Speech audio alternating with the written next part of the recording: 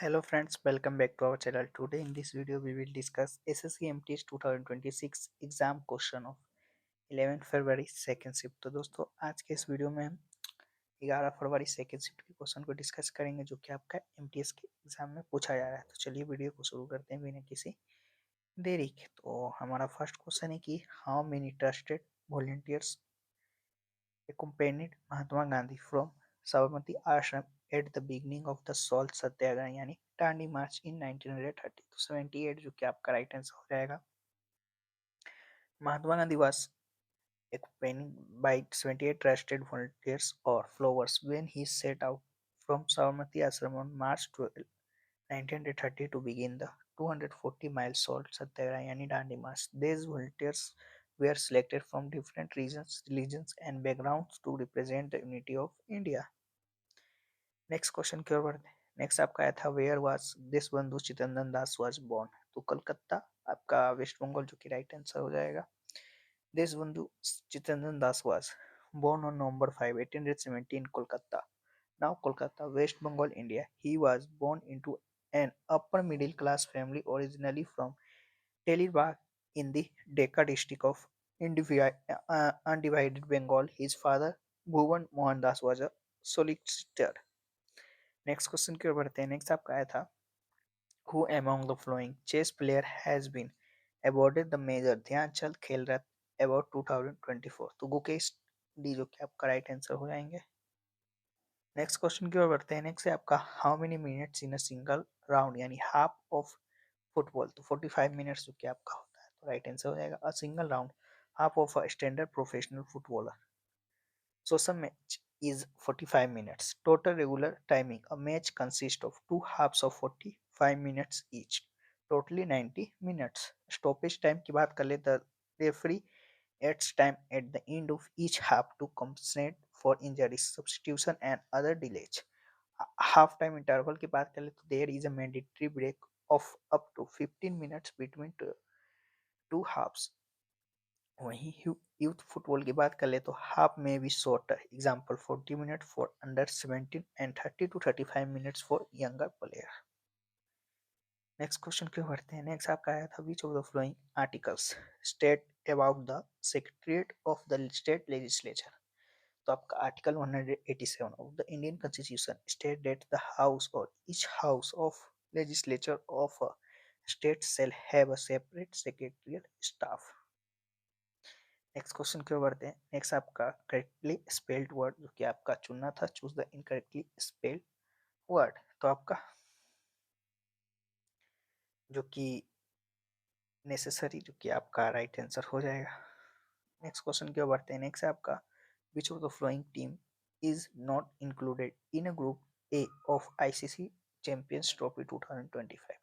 तो south Africa जो कि राइट आंसर आपका हो जाएगा। ग्रुप ए में आपका कौन कौन था Pakistan India Bangladesh and Nepal sorry New Zealand. वहीं ग्रुप बी में south Africa England Australia and Afghanistan. तो आपका साउथ अफ्रीका जो कि ग्रुप बी में था। तो आपका ग्रुप ए में पूछा था नो कौन नहीं इंक्लूड है तो साउथ अफ्रीका आपके ऑप्शन में होगा तो राइट आंसर हो जाएगा। नेक्स्ट क्वेश्चन की ओर बढ़ते हैं। नेक्स्ट आपका name the famous fort in India inside which Shah Jahan built magnificent structures like खास महल एंड दीवाने खास यूजिंग प्योर व्हाइट मार्बल। तो आगरा फोर्ट जो कि आपका आगरा में स्थित है तो राइट आंसर आपका हो जाएगा। The famous fort is the Agra Fort or Red Fort of Agra in Uttar Pradesh, India. Inside this UNESCO World Heritage Site, Emperor Shah Jahan replaced earlier red sandstone structure with a luxurious white marble, constructing the Khas Mahal private places and Diwan-e Khas half of private audience between 1631 to 40। Next question की ओर बढ़ते हैं। Next आपका आया था which was the first commercial airline to operate in India. तो Tata airlines क्या आपका राइट आंसर हो जाएगा। Tata Airlines, established by J.R.D. Tata in 1932, was first commercial airline to operate in India. It inaugurated its first scheduled mail and passenger services on October 15, 1932, flying from Karachi to Mumbai via Ahmedabad. The airline was later renamed Air India in 1946। Next question को बढ़ते हैं। Next आपका आया था sound wave has a frequency of 500 Hz and a wavelength of 0.4 meter. What is the speed of the sound wave जो कि पूछा गया था। तो फॉर्मूला की बात करें तो speed equal to frequency into wavelength जो कि आपका होता है। तो अगर दोनों को मल्टीप्लाई करते हैं आप तो 200 मीटर पर सेकेंड जो कि आपका निकल के आ जाएगा। तो राइट आंसर आपका हो जाएगा। नेक्स्ट है कि वेयर इज पुराना किला लोकेटेड। तो आपका दिल्ली में जो कि है तो राइट आंसर हो जाएगा पुराना किला। Fort fort is located in New Delhi, India, positioned near the Yamuna River, adjacent to the Pragati Maidan exhibition grounds and across from Dhyanchal National Stadium on Mathura Road. It is one of the oldest forts in Delhi, traditionally associated with the ancient city of Indraprasth. Next question क्यों पढ़ते हैं। Next आपका विच of the flowing books is written by Shashi Tharoor. तो an era of darkness जो कि option में आपके दिया गया होगा तो राइट आंसर हो जाएगा। वहीं अदर बुक की बात करें तो the paradoxical prime minister by I am Hindu with the great Indian novel in glorious empire जो कि आपका शशि थरूर द्वारा जो कि आपका लिखा गया है ये सभी। नेक्स्ट है कि who was the last ruler of Nanda dynasty जो कि पूछा गया था। तो धनानंद जो कि आपका राइट आंसर हो जाएगा। धनानंद की बात करें तो design 329 to 320 first BC was the last ruler of Nanda dynasty in ancient India, known to Greek historians as Agrams or Gendrams.